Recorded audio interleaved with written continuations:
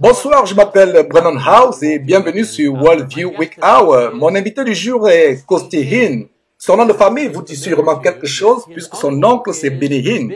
Ce soir, vous entendrez le témoignage de Costi Hinn et son avertissement contre les faux enseignements du Word of Faith. Costi, merci d'être parmi nous. Oui, j'ai accepté l'invitation avec plaisir, merci. Costi est avec nous à la radio aujourd'hui et il est depuis 2 jours, aujourd'hui et hier, au programme télévisé de Justin Peters. Justin est celui qui nous a présenté l'un à l'autre. Même si Justin et moi t'avons rencontré hier seulement pour la première fois en face, on se parlait néanmoins beaucoup au téléphone et tu étais un invité à son show à la radio. Mais malgré que ce soit ma première fois de te rencontrer, c'est comme si on se connaissait depuis des années lorsqu'on était sur le plateau de télévision. On a eu ce lien commun à propos de la vérité, la même conviction, on a beaucoup ri, on s'est vraiment apprécié comme si on se connaissait depuis des années, alors que ça fait à peine 2 jours. Oui, vraiment, je vous apprécie beaucoup, vous êtes des gens formidables. On apprécie que tu nous donnes un peu de temps. Donc, Costi est un pasteur en Californie, il dirige une église réformée, il a quitté le Word of Faith pour le Secret Sensitive Model. Ensuite, quelques années plus tôt, cette église a rejeté le Secret Sensitive Model pour une exposition des enseignements bibliques. On ne va pas discuter de tout ce soir, on va seulement recevoir pendant les 58 minutes disponibles. Pour le reste, vous devrez vous câbler sur l'émission de Justin Peters.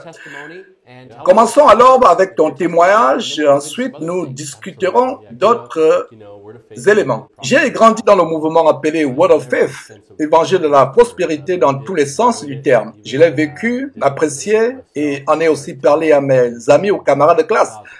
Je leur ai parlé du pouvoir de Dieu et enseigné même à ce propos. Ainsi vint un moment où les choses ont commencé à changer, disons que ma conversion approchait. J'étais au lycée et tout commençait à s'écrouler. Pas vraiment ma vie en rapport avec la théologie. En fait, ce qui commençait à s'écrouler, c'était le monde parfait et sécurisé dans lequel je vivais, car des gens se penchaient sur mon cas et commençaient à se moquer de mon oncle. On me brimait à l'école, beaucoup disaient des trucs comme « Ton oncle est un faux pasteur, votre église est une fausse église, vous ne dites pas la vérité. » Tous les jours, on débarquait à l'école dans une Mercedes-Benz.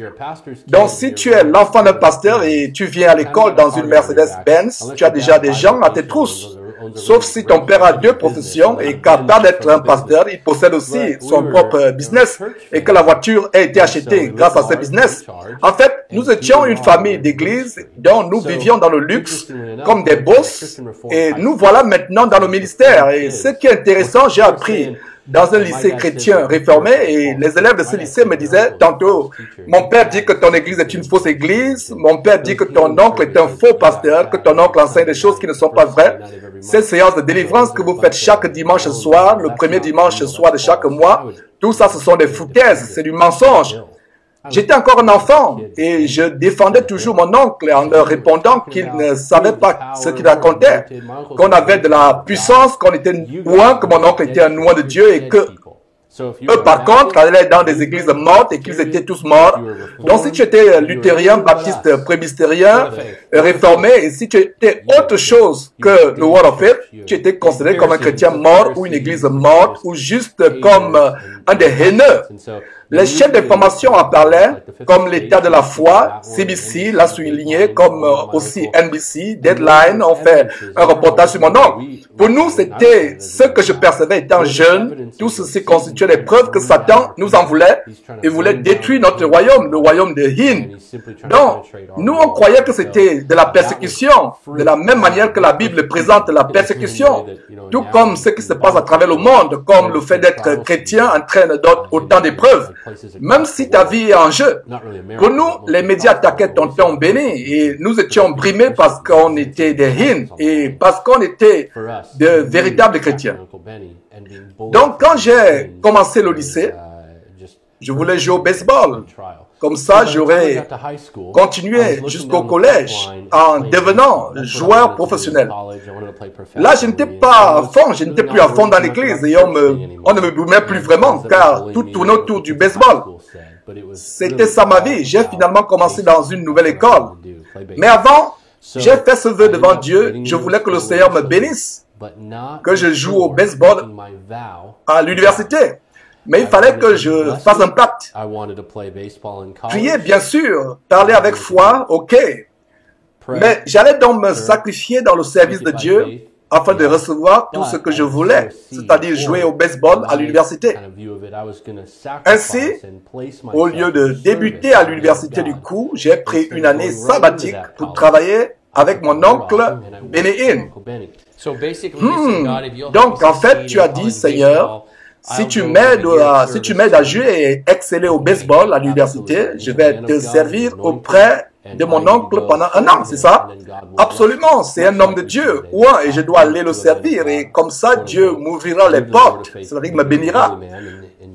Tout comme on voit à présent partout, donnez à un homme de Dieu, en l'occurrence Word of Faith, et vous serez bénis en retour, entre guillemets. Donc je suis allé travailler pour lui, et mon oncle est très gentil dans ma famille, on est tous gentils de nature. Mon oncle ne m'a jamais fait de mal, il n'a jamais été agressif ou grossier, il était toujours généreux. Donc tu étais très proche de ton oncle, alors? Exactement, je l'aimais beaucoup et l'aime toujours, il est mon oncle et je le respectais beaucoup. En fait, tu l'admirais. Voilà, c'est cela même. Dans tous les sens du terme, il était un oint de Dieu. Il s'occupait de nous, ne se prenait pas pour supérieur comparé à nous, il était bon envers nous, ce n'était pas un publiciste, c'était vraiment ce que je pensais de lui. C'est mon oncle, ma famille.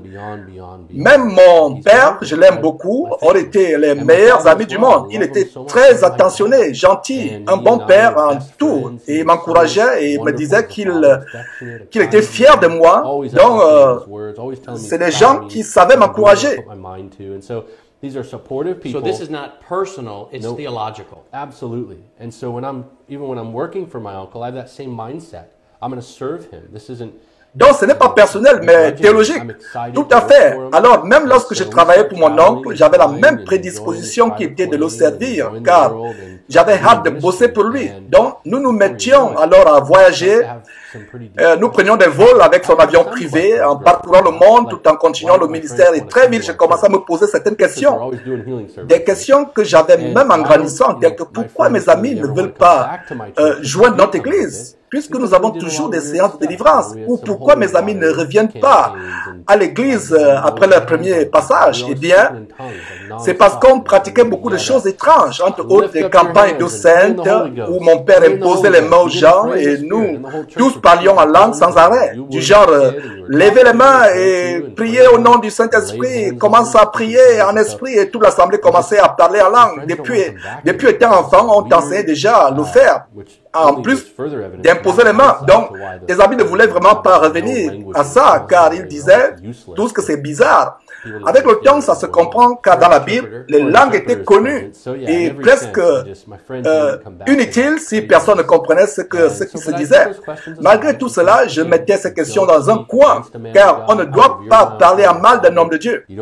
J'admirais mon oncle et mon père. Personne ne pouvait leur dire tu as tort. On devait juste les suivre dans ce qu'ils enseignaient, car après tout, ils étaient loin.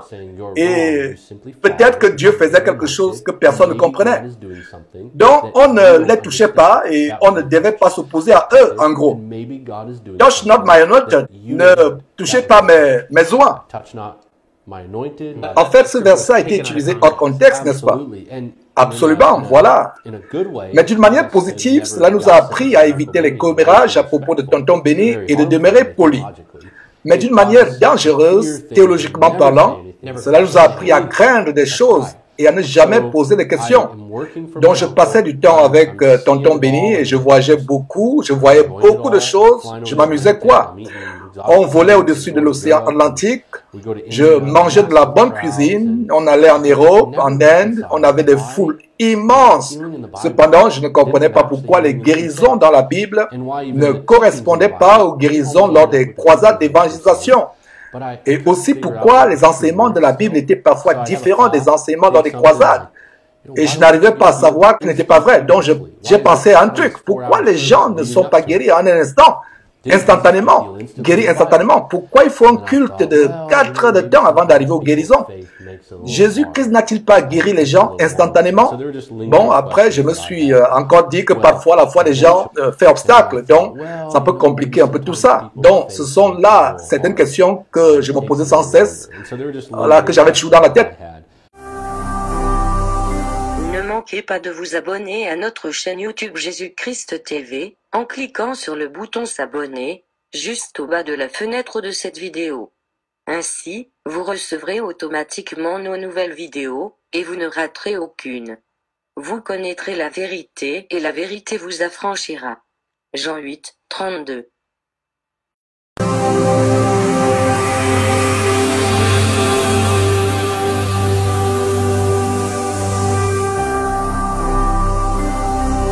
Jésus-Christ TV, vous connaîtrez la vérité et la vérité vous affranchira. Donc, évidemment, j'ai fini mon temps avec Tonton Benny et j'avais toujours des questions sans réponse. Et c'est comme ça que je suis allé à l'université débuter mes études. Je voulais te demander quel était ton rôle quand tu travaillais avec lui. J'étais un attrapeur, c'est-à-dire que j'attrapais les gens qui tombaient lors des croisades. J'ai aidé mon oncle à transporter aussi ses affaires dans l'avion, par exemple. Mon oncle était tellement généreux et je ne faisais pas un travail dur ou fatigant comme si j'étais un esclave.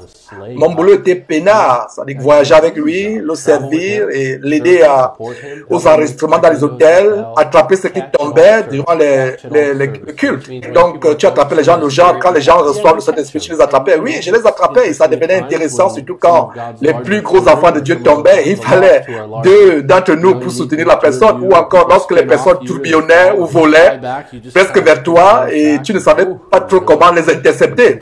Tu retirais simplement tes mains en disant ouf, j'ai échappé belle. Et parfois, nous aussi, nous recevions la vague quand tonton disait prenez-la, prenez-la, et on tombait, émerveillé par tous ces mouvements.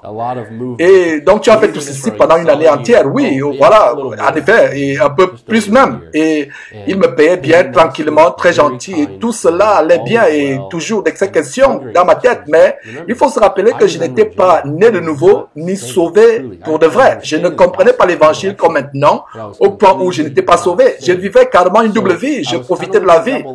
En 2006, j'étais à l'université et je jouais au baseball et croyais que le Seigneur m'avait ouvert la porte et tout. Après avoir servi le Saint-Homme pendant un an. Ah oui, j'ai rencontré beaucoup de gens, y compris des femmes, et j'étais avec mon oncle. J'étais très content. Pour moi, c'était super. Là où l'élite mondiale de la foi se retrouvait. Je me disais que c'est cool. Je conduisais une Hummer avec des jantes chromées, chères, et cran télé inclus. Je m'amusais à fond. Je profitais de la vie. Oui, un enfant de la prospérité. Et je me suis retrouvé à l'université baptiste de Dallas, où tout le monde était gentil, juste comme ceux autour desquels j'avais grandi, c'est-à-dire ma famille. La vérité est qu'ils auraient pu et dû voir la distraction dans laquelle j'étais et dire qu'ils n'en voulaient pas.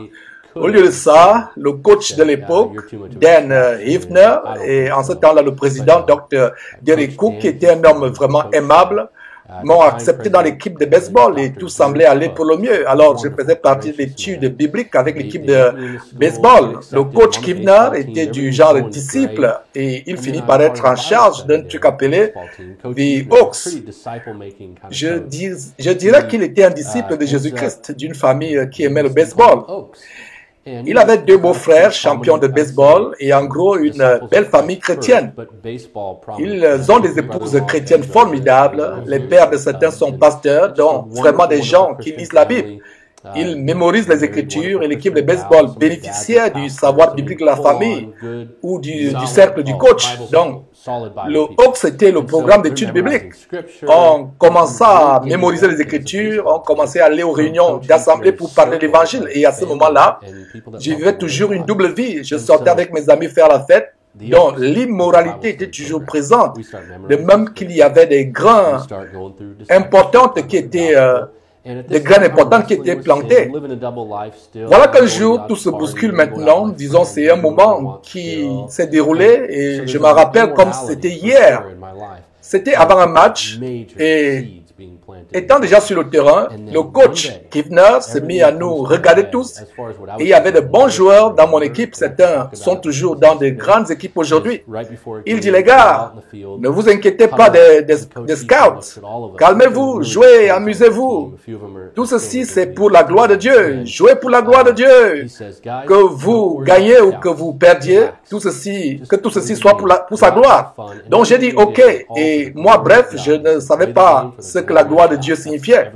Quand je grandissais, la gloire de Dieu, c'était de viser la chorale. Et elle tombait. Et mon oncle disait, feu et gloire. Et donc, c'était ça pour moi, la gloire de Dieu. Donc, voici le coach qui dit aussi, pour la gloire de Dieu. Donc, je me disais, ok. Ensuite, il ajouta quelque chose que je n'ai jamais oublié. Ne vous inquiétez pas des scouts. Le Seigneur est souverain. Proverbe dit, le cœur du roi est comme un courant dans la main de l'Éternel. Il incline là où il veut. Donc, si Dieu peut changer le cœur d'un roi, il peut aisément renverser les scouts car il est souverain. Donc, j'ai pensé, souveraineté, d'accord. Comment donc pourrais-je être du côté de la souveraineté? Donc, tu n'avais jamais entendu parler de ce terme avant? Pas du tout. Surtout en tant qu'enfant sorti du Word of Faith, pour moi, souveraineté signifie que le Seigneur déclare, je reçois. Dieu déclare et je suis bénéficiaire. Je le déclare et Dieu l'accomplit. C'est comme ça que je comprenais ce qu'était la souveraineté. En gros, Dieu travaille pour moi. Il est mon esclave. Sa providence, et je ne savais même pas ce que cela signifie. J'aurais pensé au terme provision ou faveur de Dieu. Je connaissais tous ces termes. Déclare-le et obtiens-le, l'évangile de la prospérité en quelque sorte. Ah oui, exactement. Cependant, je n'avais aucune idée de ce qu'était la souveraineté. Donc mes pensées allaient dans tous les sens. Mais je n'arrivais pas à comprendre le terme souveraineté. Et pourtant, il y avait beaucoup à apprendre à ce sujet. Bon, bref, je suis passé à autre chose. Et l'année suivante, j'ai obtenu mon diplôme. Et ainsi, j'ai fini avec mes études universitaires. Au même moment, j'ai rencontré une fille qui s'appelait Christine. On a commencé à sortir ensemble. Juste pour la petite histoire, nous sommes mariés à présent. Donc, elle était vraiment super, quoi. Elle avait 21 ans et étudiait à Azusa Pacific. C'était une nouvelle convertie qui apprenait et grandissait dans la foi grâce aux classes auxquelles elle assistait. Ces classes lui avaient fait prendre conscience qu'elle avait besoin du Seigneur Jésus dans sa vie et qu'elle devait s'éloigner du péché et totalement donner sa vie à Dieu. En fait, c'était un bébé spirituel qui ne savait pas comment grandir dans l'assemblée, la foi, et elle avait besoin d'aide comme chaque nouveau converti en a besoin. Donc, quand on a commencé à se fréquenter, je lui enseignais des choses élémentaires telles que l'évangile, la Trinité, et je savais tout ça parce que j'avais grandi dans l'église, bien évidemment. Bien sûr, il y avait des additions théologiques du Word of Faith. Je n'entrais pas dans les sujets à propos de la nature de Satan, où Jésus prenant la nature de Satan sur la croix, où lui expliquait des trucs comme quoi Jésus n'était pas vraiment Dieu, qu'il avait fait des miracles en tant qu'homme et non fils de Dieu. Et ton oncle a été filmé plusieurs fois enseignant ces choses. C'est la même chose à la télévision. Oh, et comment que Jésus était un homme et plus tard devint Dieu et qu'il a battu Satan étant homme et avec l'aide des hommes et qu'il n'était pas né de nouveau. Oui, né de nouveau. Bill Johnson enseigne aussi ces hérésies. Kevin Copeland en est un autre. Au fait, Costier a écrit un livre dans lequel il dénonce la culture de Jésus, le Word of Faith et Bill Johnson entre autres. Effectivement, c'est pour mieux expliquer tout ceci aux gens, qu'ils comprennent plus de quoi il s'agit. Donc, j'ai aidé Christine à comprendre les rudiments de la foi chrétienne, et malgré que je ne connaissais pas tout ce qui concerne la foi et tout ce qui a été mentionné plus tôt. Alors, elle apprenait et grandissait, et ce qui devait arriver arriva. J'ai commencé à apprendre et à grandir. Ma famille n'était pas vraiment enthousiaste à propos de notre relation, et voici la raison. Je leur avais dit que je fréquentais une fille bien et je voulais la leur présenter. Ils m'ont demandé, est-elle remplie du Saint-Esprit? J'ai dit, oh là là, ne recommencez pas avec vos histoires là, les gars. Ok, bon, oui, elle est remplie du Saint-Esprit parce que pendant la conversion, quand on reçoit Jésus-Christ dans sa vie, on reçoit le Saint-Esprit. J'ai eu mon diplôme dans une école baptiste, donc ça au moins j'étais au courant. J'étais arrivé au point où je ne pouvais plus parler en langue sans interpréter. Donc tes parents ne s'inquiétaient pas du fait que tu allais dans une école qui enseignait la Bible. C'était ça même la blague. Quand je rentrais à la maison, il n'y avait plus de parler en langue ni d'interprétation. Ils disaient, oh non, les baptistes ont gaspillé. Voici une conversation que j'ai eue avec mon oncle quand celui-ci avait entendu que j'avais été admis à DBU, Dallas Baptist University. Tu sais quoi, Costi, les baptistes enseignent des mots solides. Si j'étais charismatique, je serais certainement baptiste parce qu'ils enseignent des termes forts. C'est ce qu'il m'avait dit. Je n'aurais pas dû vous le dire. Donc, les enfants vont à l'université de la liberté. Oui, les enfants d'un de mes coachs apprenaient à Liberty. Mais aucun des enfants de R. Jerry ou Benny Hinn n'y allait. Non, aucun n'y allait. Ils sont allés à Oral Roberts. Cependant, il y avait une bonne relation avec, à ce niveau. C'était du genre, les baptistes enseignaient du solide, donc il n'y avait pas d'autre moyen de lire la Bible. Donc certains de mes amis ont dit à mes parents, Costi a grandi dans une famille puissante. Il aura son diplôme dans une école baptiste, donc il a le meilleur des deux mondes. C'est ce que les gens prophétisaient. Il aura l'esprit, la parole, la vérité, il sera un grand homme de Dieu et tout ça. Si seulement il savait que la vérité est plus puissante que toute autre chose. À nouveau, je réfléchissais à tout ça et je voulais toujours respecter ma famille. Mais d'un coup, tout tournait autour d'une relation. Mes parents m'avaient dit, Christine n'est pas remplie du Saint-Esprit, elle ne parle pas en langue. Plus tard, ils ont changé d'avis parce que je leur en ai parlé davantage et maintenant, ils ont compris que le parler en langue n'est pas une preuve du salut.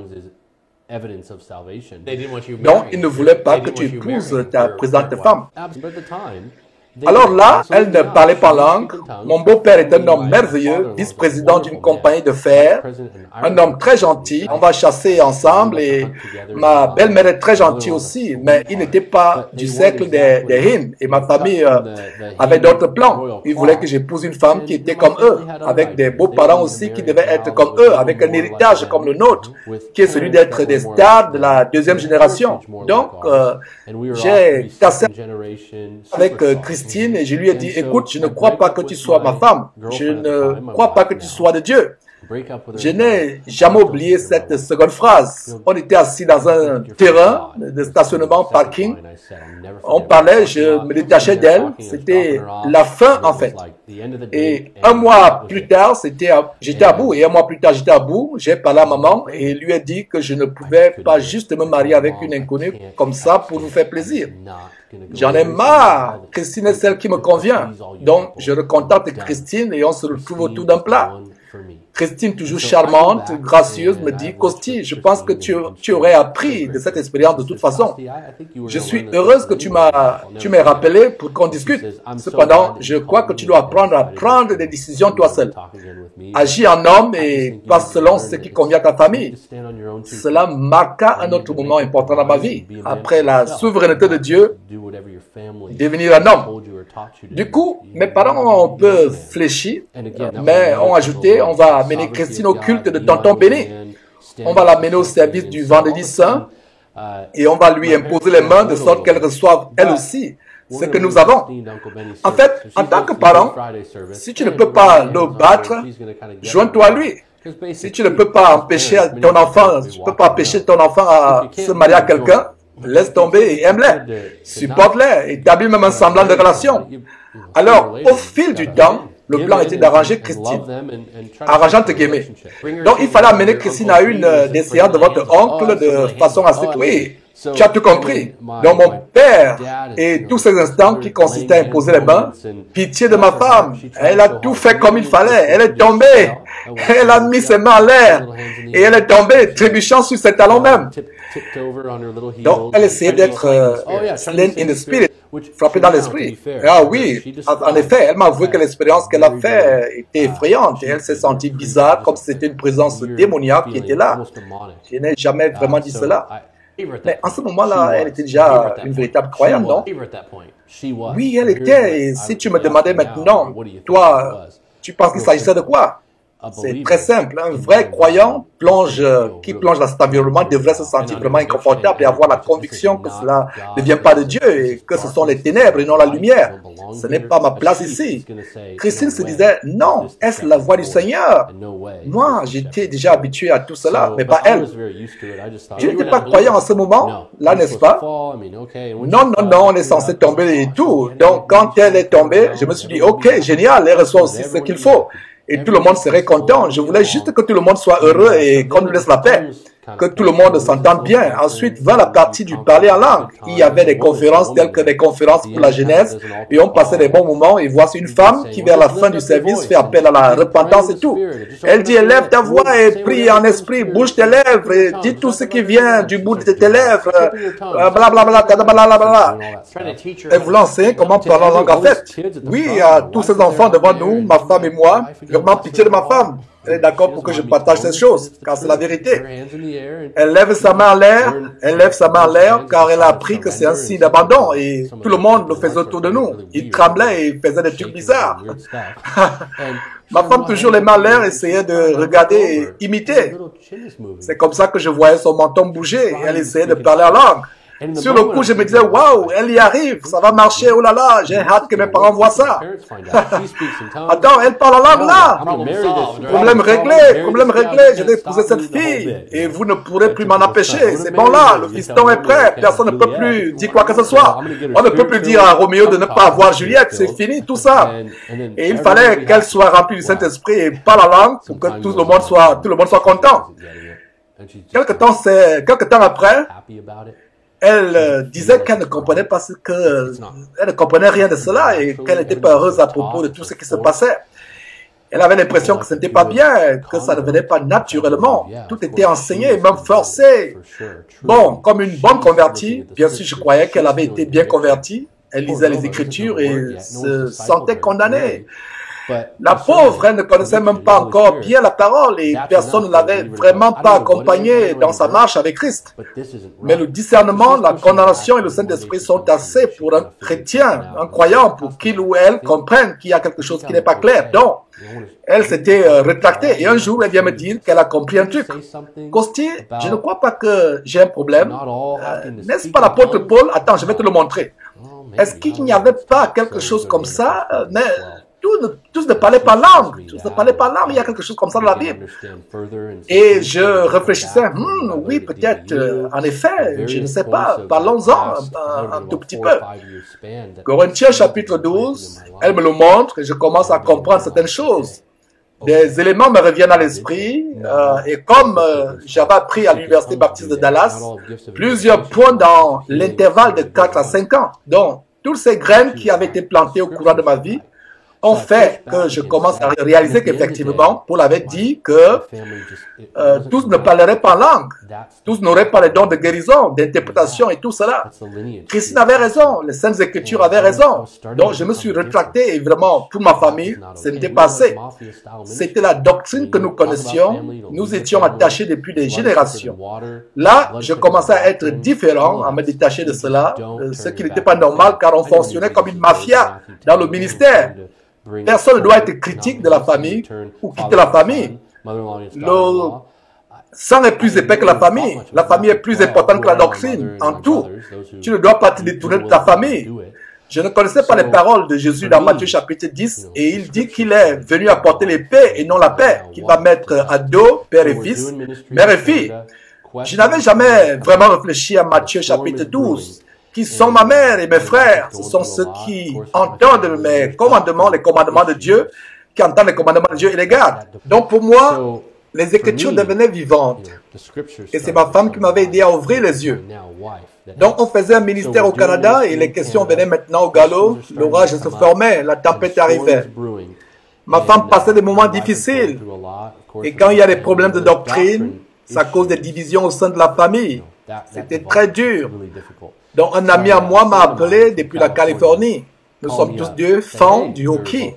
Et je suis Canadien en plus. Donc, il me saluait et tout. Coucou, comment ça va de ton côté? Je répondis, ce qui se passe ici est grave. Ma femme ne peut pas parler en langue. Elle tombe et ressent des sensations bizarres. Ça ne va pas du tout. La situation était telle que j'essayais toujours d'aider à l'église, mais papa et moi avions à présent des différends à ce propos. Papa était un peu plus âgé et moi plus jeune. J'essayais de faire revivre ce sentiment qui nous unissait et au moins penser à l'avenir ensemble dans cet environnement. Mais ça n'allait pas du tout et il m'a dit, bon, à chaque fois que tu me verras, ne me blesse pas s'il te plaît, il s'agit de mon cœur. Tu dois arrêter de te prendre pour mon héros et arrêter de te comporter comme si tu étais mon sauveur dans cette église. Cesse tout ça et deviens plutôt le héros de ta femme. Concentre-toi sur ton premier ministère qui est ton mariage, ta femme. Ce discours m'a étonné et réveillé. Il était temps que les choses changent. Je ne savais pas quoi faire et priais en demandant au Seigneur quelle direction emprunter. J'étais perdu. J'ai dit à ma femme que j'étais prêt à aller n'importe où et même prêt à tout pour l'honorer. Et j'ai regardé dans Éphésiens chapitre 5 et 1 Pierre chapitre 3. Je cherchais partout dans la Bible les enseignements sur comment traiter sa femme en tant que croyant. Du moins, je pensais l'être. C'était la première fois que j'entendais que mon premier ministère était ma famille, donc ma femme. Car je n'avais pas grandi en écoutant cela. Mon père fréquentait ma mère, ensuite ils se sont mariés et leur mariage était un bon mariage. Fin de l'histoire. Mais mon oncle Benny se concentrait surtout sur son ministère. Sa famille n'était pas sa priorité car tout tournait seulement autour de son ministère. Son ministère était sa femme, sa maîtresse. Alors voici un nouveau mystère qui s'installait en moi. Pendant que le Seigneur travaillait mon cœur, voici une église en Californie dans laquelle j'avais plusieurs amis qui m'appellent une semaine après et me disent: au fait, il y a une position vacante en tant que pasteur des jeunes. Est-ce que ça t'intéresse? On peut te payer quelques centaines de dollars chaque mois, même si ce n'est pas beaucoup. Tu as besoin d'un travail. Même si ça ne va pas trop t'aider à t'occuper de ta femme. Viens quand même. Ça nous a amusés, ma femme et moi, mais nous avions sauté sur l'occasion et quitté le ministère de mon oncle et ma famille. Alors j'arrive dans cette église, tout est cool, tenue relax, t-shirt en forme V, pantalon de jeans serré, on était en Californie maintenant. Secret sensitive, sensible au secret. Oh, bien sûr, malgré les tenues relax et tout, il fallait être discret à propos de certaines choses, bien évidemment. Ce qui devait être partagé était plein en réserve. Je suis donc arrivé dans cette église un an après qu'elle avait ouvert. On était vraiment chaud pour accomplir le boulot et nous accueillons même différentes dénominations lors des événements. C'était une sorte d'environnement écuménique. Donc, nous voici impliqués dans une mission de sauvetage. Puis-je te la raconter? Oh oui, je t'en prie, vas-y. Donc, on a commencé à prêcher aussi, on exposait certaines dérives, mais tout en restant ouvert au message d'autres dénominations. À ce moment, durant la première année, j'ai eu l'opportunité de donner un sermon. Donc, pense au fait qu'il y a des changements qui sont déjà en train de s'opérer, même s'ils ne sont pas encore vraiment visibles. Mon pasteur me dit alors: écoute, nous sommes dans Jean, quand nous avons commencé avec les aides d'études bibliques. Je suppose que c'est comme ça que ma femme et moi avions appris l'étude biblique verset après verset. Donc tu commençais maintenant à te transformer, tu n'étais plus un chercheur d'église à caractère sensible au secret, mais tu devenais plutôt le pasteur qui questionnait les choses pour voir si elles étaient appuyé par la Bible. Et tu te tournais à présent vers un enseignement biblique qui exposait des vérités. Et oui, ce changement a commencé grâce au sermon. Et vous avez raison. Ensuite, le pasteur qui nous enseignait a commencé à se tourner vers ces enseignements, explorant un peu plus les Écritures, malgré que l'Église gardait ses mêmes habitudes. Le slogan de notre Église était « Nous sommes une Église avec mission ». C'est là que nous avons fait notre mission de sauvetage. Servant Jésus-Christ et les derniers les moins perdus. C'était vraiment cool tout ça, comme slogan. Attends, il ne nous restait plus qu'à construire des puits en Afrique. C'était de la justice sociale en quelque sorte. Ah oui, je ne te le fais pas dire. Tout le monde était chaud pour cela. Le slogan était vraiment super pour nous. On voyait déjà comment on allait convertir d'autres églises afin qu'elles fassent aussi des missions de sauvetage comme nous. On voulait une église multiraciale, noire, blanc, asiatique, peu importe. On se concentrait surtout sur un endroit, une niche, et on se sentait cool quoi. Et bizarrement, aucun d'entre nous n'était pauvre ou sans abri. Nous étions tous à l'aise, aisés. Donc, le pasteur enseignait dans Jean, mais toujours dans la même lancée, suivant les autres courants dénominationnels. J'ai finalement eu l'opportunité de prêcher, et ce fut sur Jean chapitre 5, la guérison à la piscine de Bethesda. J'ai demandé à mon pasteur si c'était un piège, et il m'a assuré que non, ça n'a jamais été un piège. Ils ont permis à l'enfant avec moi, de prêcher sur la guérison. Donc, vous voyez comment ça va se passer. J'ai pensé que c'était un piège. Mais en fait, c'était ma chance. Et voilà, c'est parti. Et je m'appliquais à étudier, mais je ne savais quoi faire d'autre que de regrouper un tas d'informations qui illustraient bien le message à faire passer. Les illustrations sont comme une fenêtre pour le sermon. Elles laissent passer la lumière. Voici alors mon pasteur qui vint déposer un commentaire de John MacArthur sur mon bureau disant que ça m'aiderait à être bref dans le sujet. une bonne introduction avec explication des termes grecs, etc. Je crois que c'est pendant que j'étudiais cela que ma repentance a eu lieu. Je lisais et MacArthur disait quelque chose, cet homme ne savait pas qui était Jésus. Quand les pharisiens lui demandèrent qui lui avait dit de se lever et de prendre son lit, cet homme ne savait pas qui Jésus était. Il ajoutait alors que c'est là que réside le plus grand secret des hommes opérant des guérisons. Crois un peu seulement et tu seras guéri. Ça m'a époustouflé au point où je n'en revenais pas. J'étais choqué. Donc on avait tort sur toute la ligne.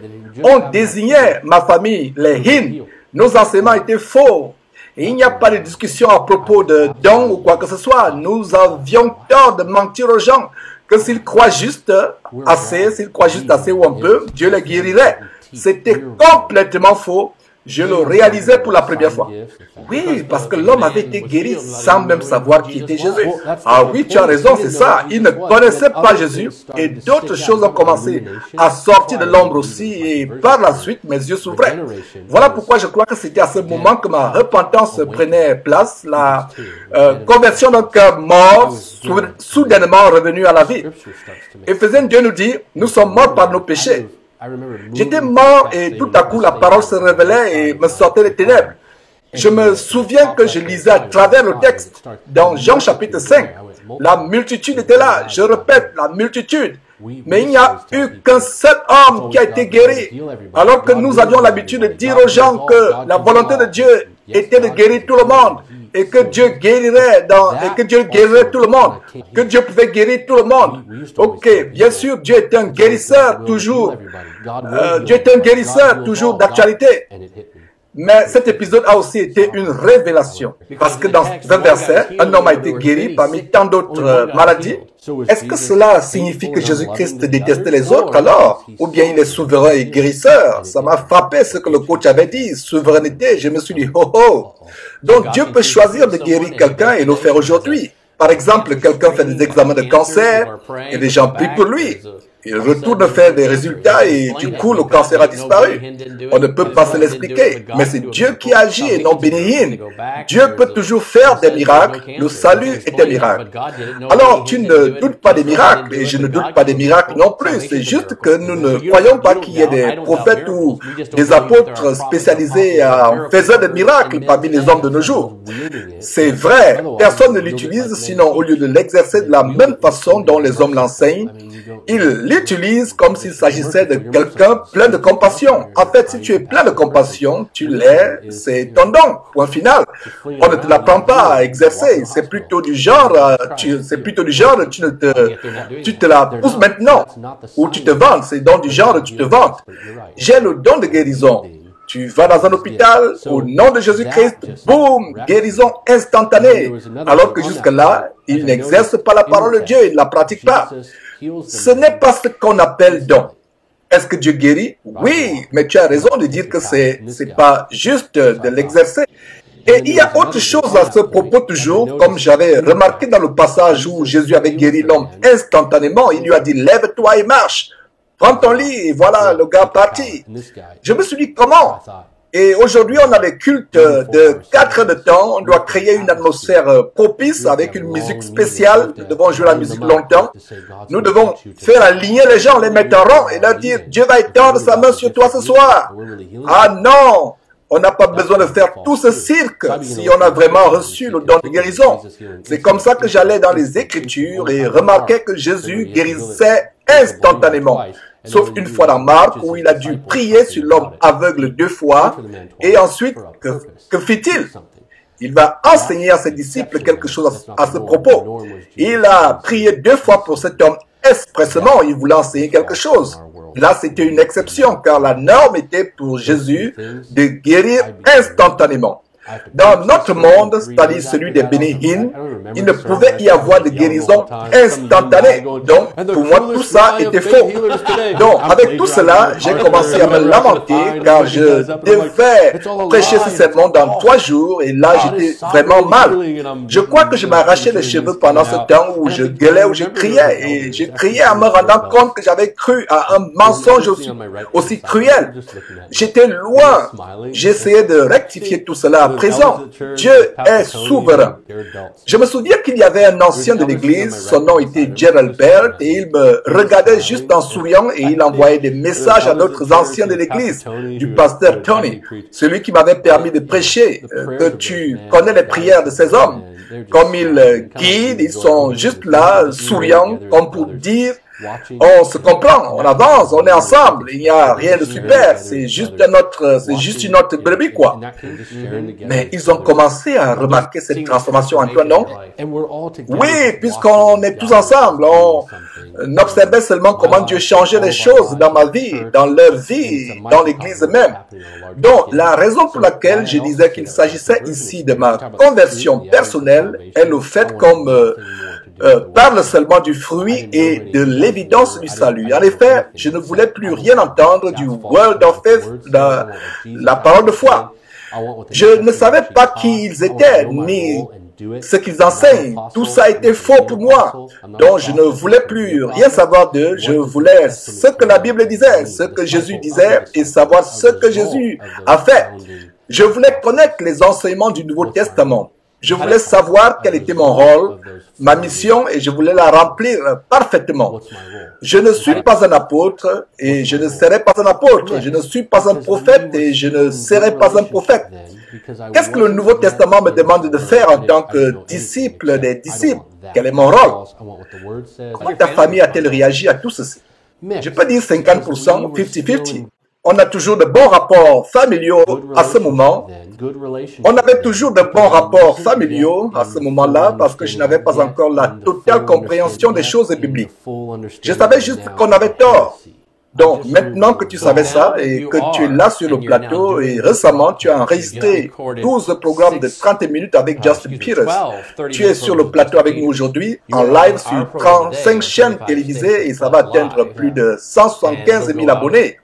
Et ta famille sait sûrement que tu as eu des entretiens avec Justin qu'on a montré sur nos chaînes. Clairement, ta famille est au courant de tout ça, ce que tu es en train de faire maintenant, n'est-ce pas? Oui.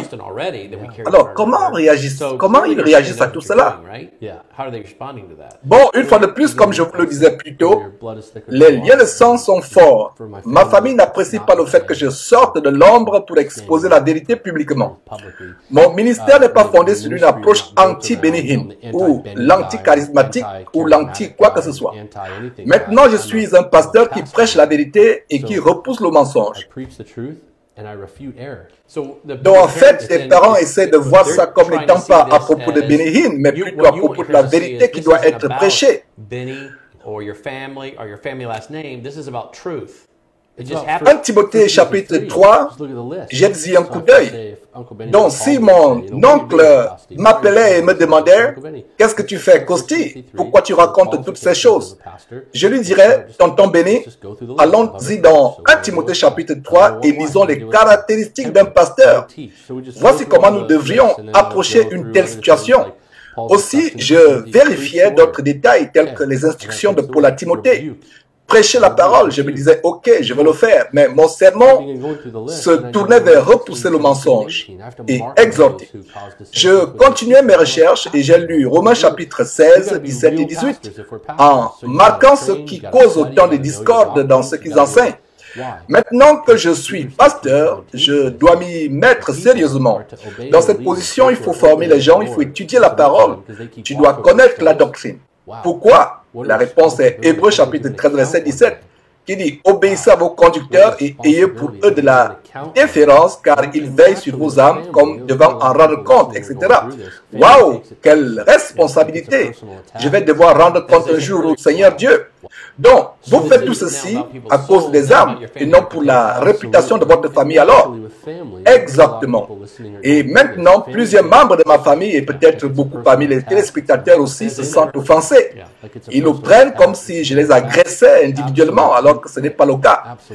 C'est comme je disais plus tôt, ça n'a rien de personnel, c'est plutôt un problème théologique. Voilà, c'est simplement à propos de la vérité. Tout simplement. Jusque-là, c'est un combat parce que certaines personnes se demandent quel rôle je joue exactement. Exactement. 2 Jean, et le verset 10 dit, « Si quelqu'un vient à vous et n'apporte pas cette doctrine, ne le recevez pas dans votre maison et ne lui dites pas salut. » Verset 11, « Car celui qui lui dit salut participe à ses mauvaises œuvres. » Ce qui se passe en réalité, c'est que j'évite complètement certaines personnes, certains membres de ma famille. C'est nécessaire.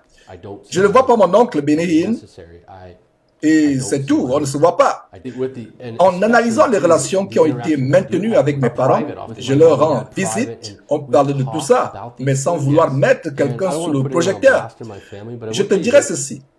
Ça va surprendre plus d'un, mais je commence maintenant à recevoir des réactions des membres de ma famille disant, écoute, on voit tout ce que tu es en train de faire et vraiment, comprends que nous ne croyons plus à tout cela, à tout ce que Benny Hinn fait. Nous ne croyons plus à tout ça. Donc, certains membres de ta famille, pas Benny Hinn, mais d'autres membres de la famille, commencent à analyser tout ce que tu es en train de révéler et disent, nous sommes d'accord avec ce que Kosti dit là.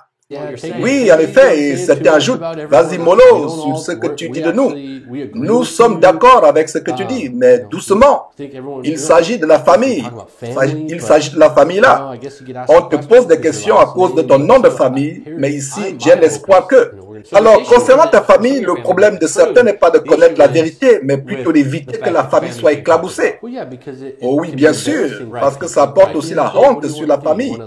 Mais franchement, est-ce qu'il serait préférable de rencontrer Jésus-Christ un jour pour qu'il nous dise « Arrière de moi, toi qui pratiques l'injustice, pendant que toi tu implores, Seigneur, Seigneur ». Tu veux le regarder dans les yeux, ses yeux de feu, après son avènement, et qu'il perce même ton âme de son regard de feu. Imagine l'illustration d'endurer le regard flamboyant de Jésus-Christ. Ou bien lui dire, je m'en foutais de la honte subie et de ce qu'on pensait de moi. Je m'en foutais de mon nom de famille. Je me préoccupais de ton nom à toi, Seigneur. C'est ce que je veux. Donc oui, ça peut paraître très embarrassant pour la famille, surtout quand il s'agit de nos propres familles et que les gens parlent et chuchotent à ce propos. Mais ça pourrait être la même chose pour toi qui regardes cette émission. Tu es par exemple un catholique et tu as maintenant un parent qui devient croyant de la Bible et qui croit en ce que la Bible enseigne sur Jésus. À savoir qu'est-ce que le salut, qu'est-ce que la repentance, et il refuse maintenant les faux enseignements de l'église de Rome. C'est vraiment honteux pour la famille catholique qui a été dans cette église pendant des années, de génération en génération, surtout que ça fait déjà partie de leur héritage. Que tu sois Word of Faith, Kingdom Now, catholique, mormon, tu peux te détacher de ces fausses doctrines. C'est le message que tu veux faire passer, non? Et le fait de rester attaché à leur famille les maintient dans ces fausses doctrines plus longtemps. Voilà, c'est embarrassant, c'est dur, c'est un combat, mais nous devons nous séparer d'eux. Nos proches qui suivent ces fausses doctrines, ils sont attachés. L'aide m'est venue à cause des relations que j'avais. Si les gens me disaient non, tu es un Hinn, ou si mon coach m'avait dit 2 Jean, verset 9 à 11, pas de salutation à ton égard, petit Hinn, et l'avait mal interprété, qui alors m'aurait aidé? Je n'étais pas un faux pasteur, mais j'étais un fidèle.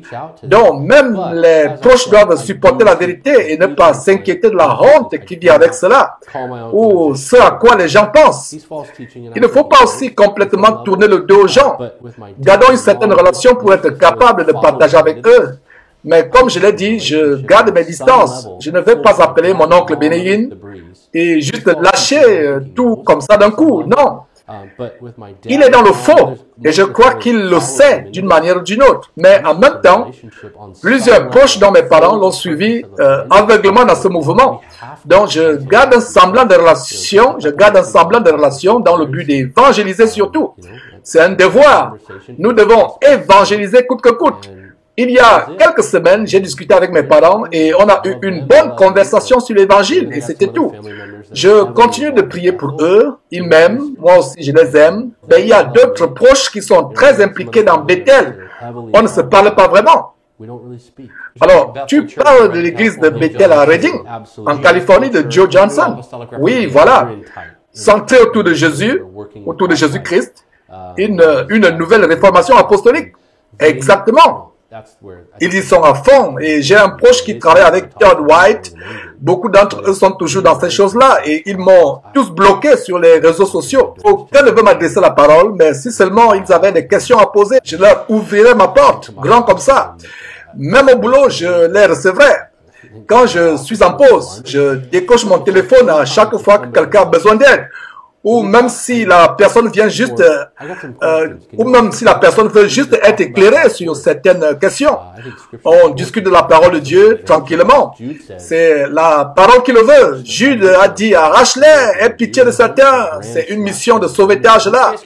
Donc, laisse-moi te poser quelques questions rapidement. Pour beaucoup de nos téléspectateurs, tout ceci est nouveau et ils ont des millions de questions. Donc, si une question est inconfortable, tu peux le dire et on passera à la suivante. Ok, ça marche. À ton avis, qu'est-ce qui encourage tous ces faux pasteurs tels que Joyce Meyer ou ton oncle Benny Hinn ou Copeland? Qu'est-ce qui les pousse à faire ça? Est-ce de l'argent? Est-ce l'argent, la gloire? Est-ce qu'ils croient ce qu'ils enseignent eux-mêmes? La vérité, c'est que l'argent, le pouvoir et ensuite les ténèbres. Certains d'entre eux disent, je crois, et les Écritures l'enseignent, qu'il y a ceux qui trompent et ceux qui sont trompés. 2 Pierre aussi parle des faux pasteurs ainsi que tous les pitres de Jude.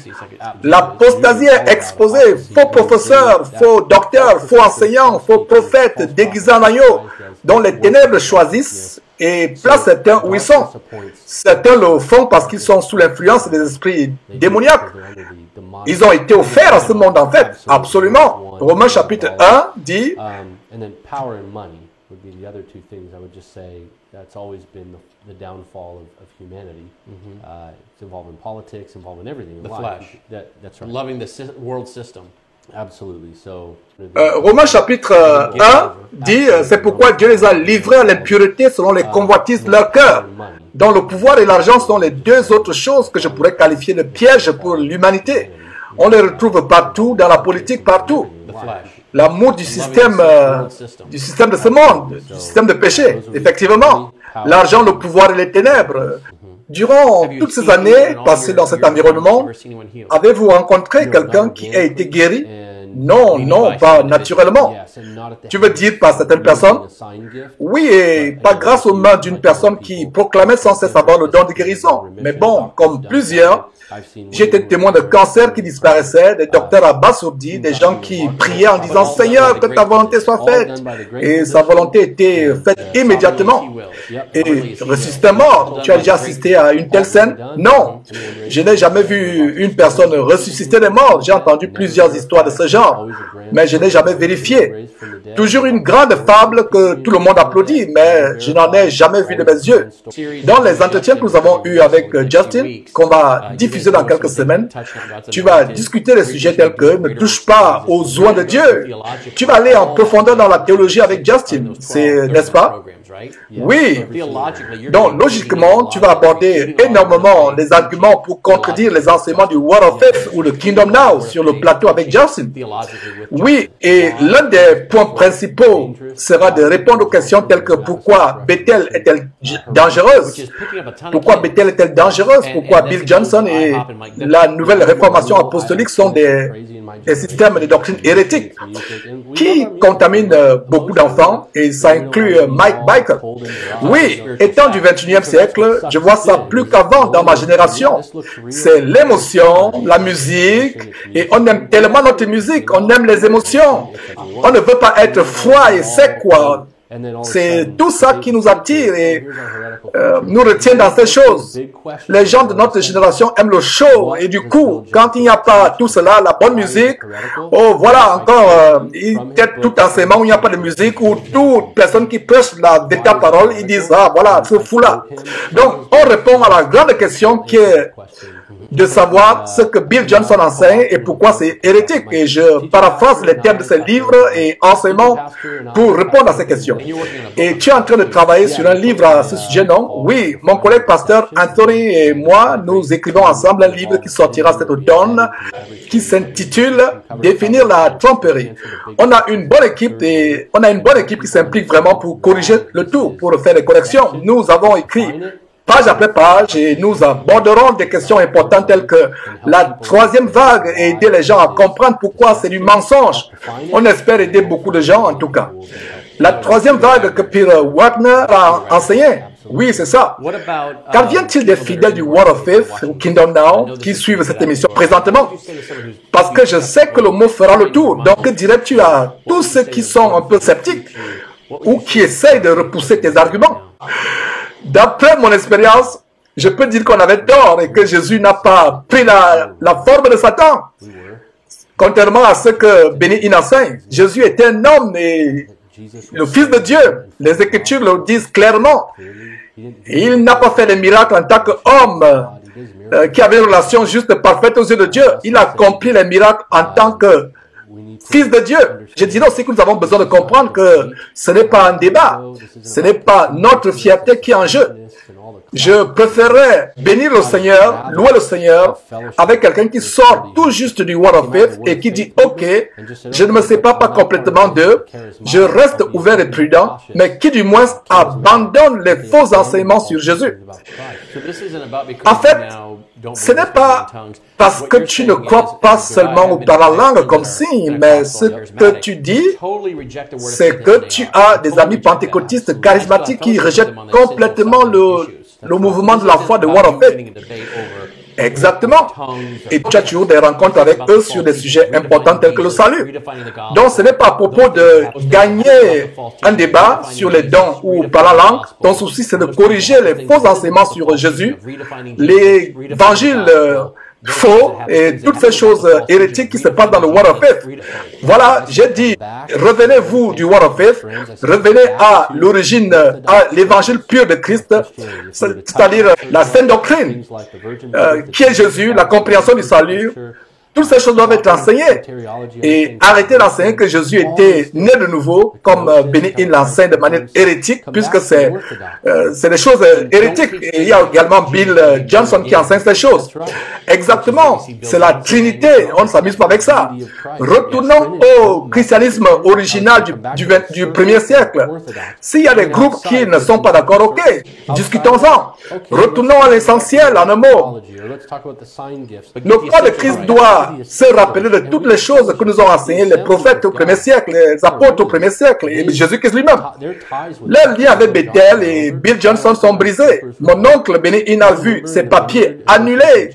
John Wimber et l'association des églises Vineyard ont confronté l'église de l'aéroport de Toronto en 1994 avec John Arnott.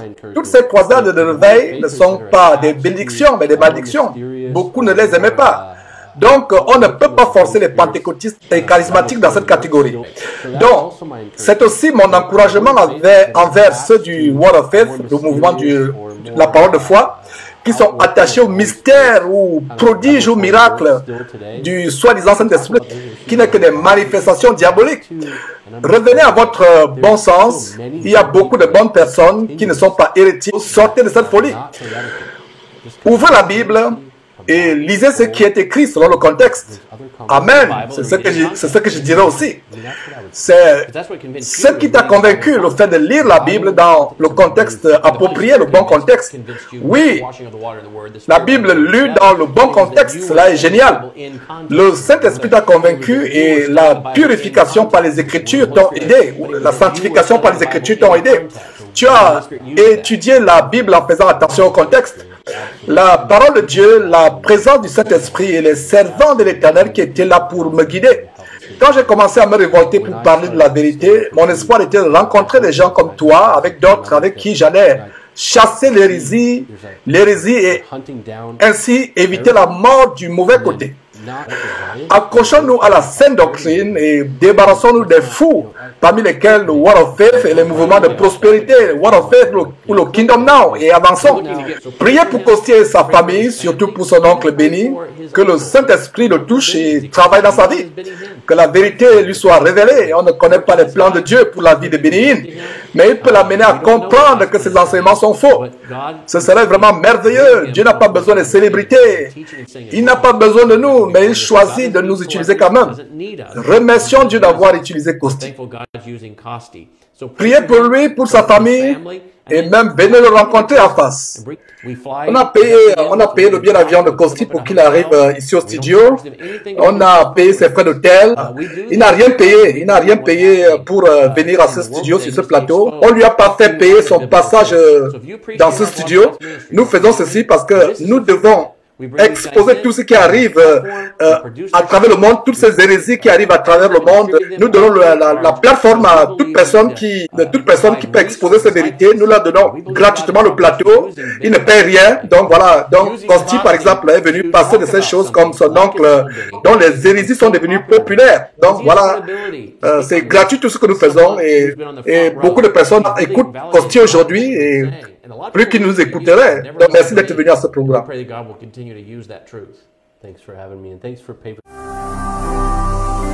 Ne manquez pas de vous abonner à notre chaîne YouTube Jésus-Christ TV, en cliquant sur le bouton s'abonner, juste au bas de la fenêtre de cette vidéo. Ainsi, vous recevrez automatiquement nos nouvelles vidéos, et vous ne raterez aucune. Vous connaîtrez la vérité, et la vérité vous affranchira. Jean 8, 32.